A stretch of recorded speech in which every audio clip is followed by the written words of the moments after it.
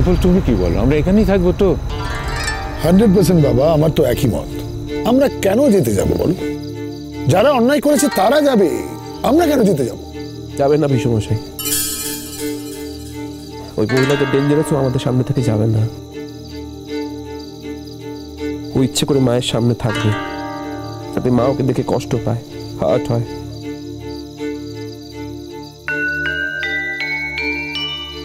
মা, তোমায় প্রমাণ করতে হবে তোমার কিছু যায় আসে না।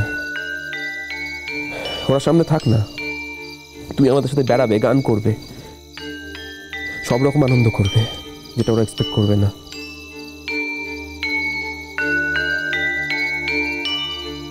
জানি এটা তোমার জন্য একটা অগ্নি পরীক্ষা। আমরা কিছু করতে পারবো না জানো, তবু আমি আছি, পিসমশাই আছে, দাদু আছে, আমরা তোমার সাপোর্ট করব। যা যা স্বাভাবিক তুমি তাই করো। যদি কোথাও কখনো পাপার সঙ্গে তোমার দেখা হয়েও যায়, তুমি যে বাবাকে 7 জন্ম ধরে চেনো, সেটা যেন পাপা বুঝতে না পারে। দিনের পর দিন পাপা তোমার আঘাত করে চলেছে, তুমি প্রত্যাঘাত করবে না মা? বৌদি, ডিঙ্কা কিন্তু খুব জাস্টিফাইড কথাবার্তা বলেছে। এটাই তোমার করা উচিত, এটা আমারও মত। যা কষ্ট সহ্য করেছ, যেভাবে তোমাকে দুঃখ দিয়ে এসছে, প্রত্যেক কটার জবাব তুমি দেবে বৌদি, কাল থেকেই দেবে। কোনো মতে যেন না বুঝতে পারে অনিন্দদা যে তুমি দুর্বল। আমার বৌদি হারার মেয়েই নয়। হ্যাঁ, হয়তো নিজে জয়ের গান গেয়ে বেড়ায় না, কিন্তু আমি জানি যে আমার বৌদি কোনোদিন হারে না, কোনোদিন হারতে পারে না। সে যে কোনো যুদ্ধে তার ব্যবহার দিয়ে বুঝিয়ে দেয় যে ওই জয়ী। আর এই ক্ষেত্রেও আমার বৌদি জয়ী হবে, এটা বৌদি প্রমাণ করে দেবে। বৌদি, বৌদি তুমি কেন কাঁদছো, কেন মন খারাপ করছো?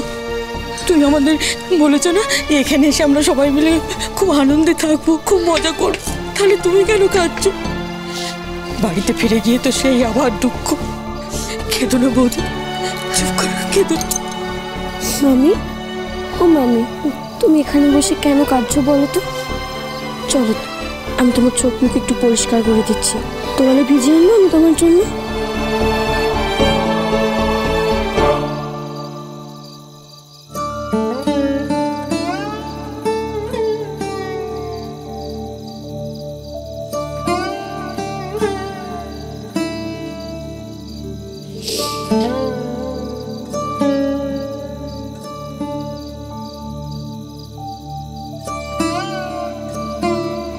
ডিঙ্কার বাবার সাথে আমার কোনো রক্তের সম্পর্ক নেই।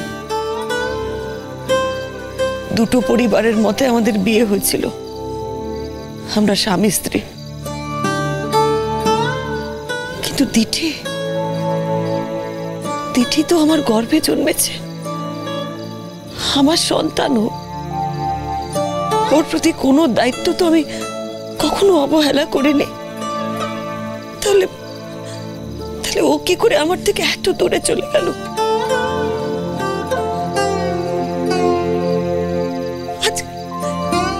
কি করে এই ব্যবহারটা আমার সাথে করতে পারলো? কি করে?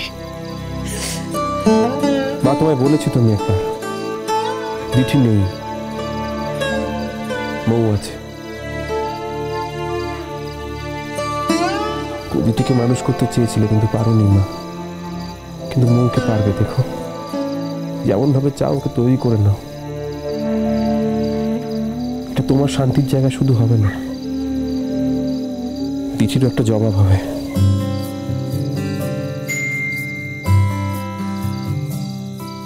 ছিল সুখী গৃহকোণ, সবাইকে ভালোবেসে, রোজ নাম চায় তো জীবন মুচকি হাসে। হঠাৎ অন্য হাওয়া আয়না খুঁজছে মুখ,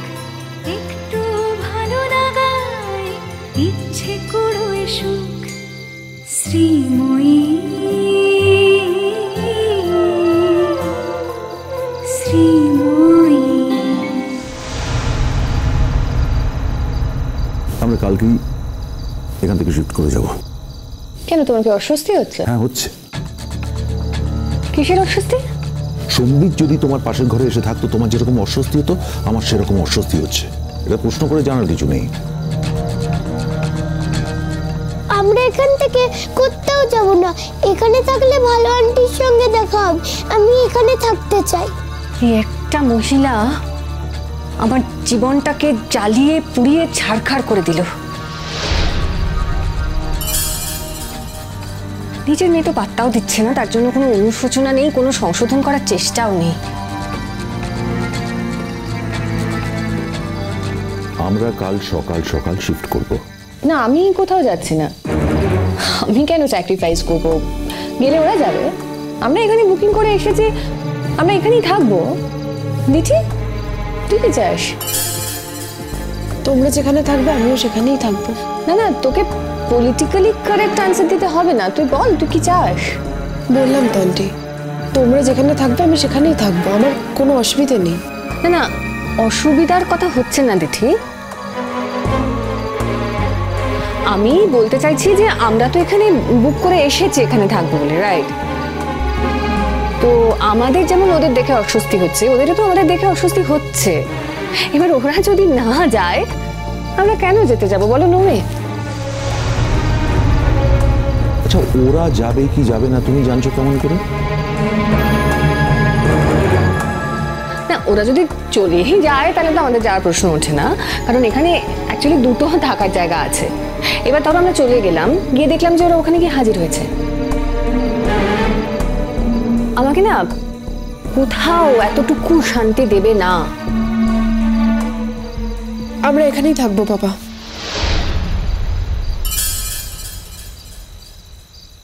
কেন, অন্য জায়গায় যেতে তোমার আপত্তি আছে? কোনো আপত্তি নেই, কিন্তু আমরা অন্য জায়গায় যাবোই বা কেন? জুনান্টি তো ঠিকই বলেছে।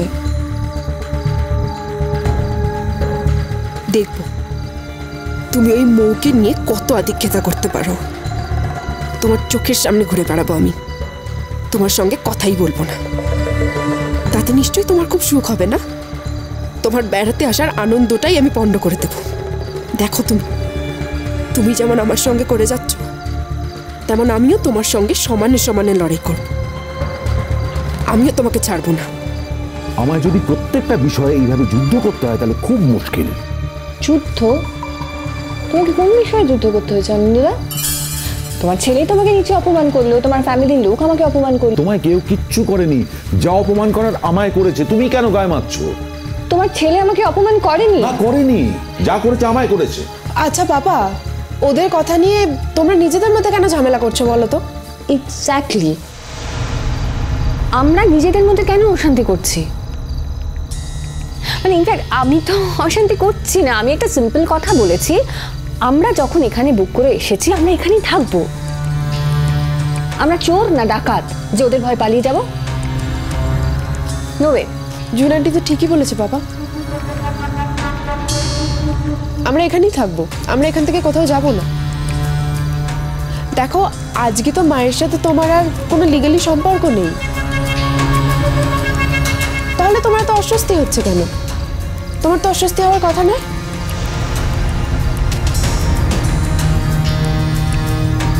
আর তোমার বাড়ির লোকজনই বা তোমাকে এত কথা বলার সাহস পায় কোথা থেকে?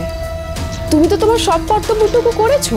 মানে এক্স্যাক্টলি, দিঠি একেবারে ঠিক কথা বলেছে। অনিন্দা, একটা বাচ্চা মেয়ে যেটা বুঝতে পারছে তুমি সেটা বুঝতে পারছো না। তুমি তোমার দিক থেকে সব রকমের কর্তব্য করেছো, তোমার ফ্যামিলিতে টাকা দিয়েছো, তোমার বাবার কাছে গেছো। এবার তোমার বাবার এতটাই বৌমা প্রীতি হয়েছে যে বৌমার জন্য উনি ছেলেকে বর্জন করছেন, তো সেটা ওনার ব্যাপার। অবশ্য আই এম নট শিওর যে কতদিন উনি ছেলেকে বর্জন করতে পারবেন। বউ তো কোনো রোজগার করে না, না বিপদে আপদে তো ছেলেকেই লাগবে। প্লিজ চুপ করবে। কেন চুপ করব? আমি তো সত্যি কথা বলছি। তোমার বউয়ের নাকি এত মনে কষ্ট, অথচ ড্যাং ড্যাং করে বেড়াতে চলে এসেছে, উপায় নিয়ে এসেছে। তুমি একটা জিনিস খেয়াল করেছো, বুনিদি কিন্তু আসেনি, কারণ বুনিদি সোজা সোজা কথা বলে, ওই জন্য বুনিদি বাদ। আমি না এটা ভাবতেই পারছি না যে অন্যের স্বামীকে নিয়ে বেড়াতে চলে এসছে।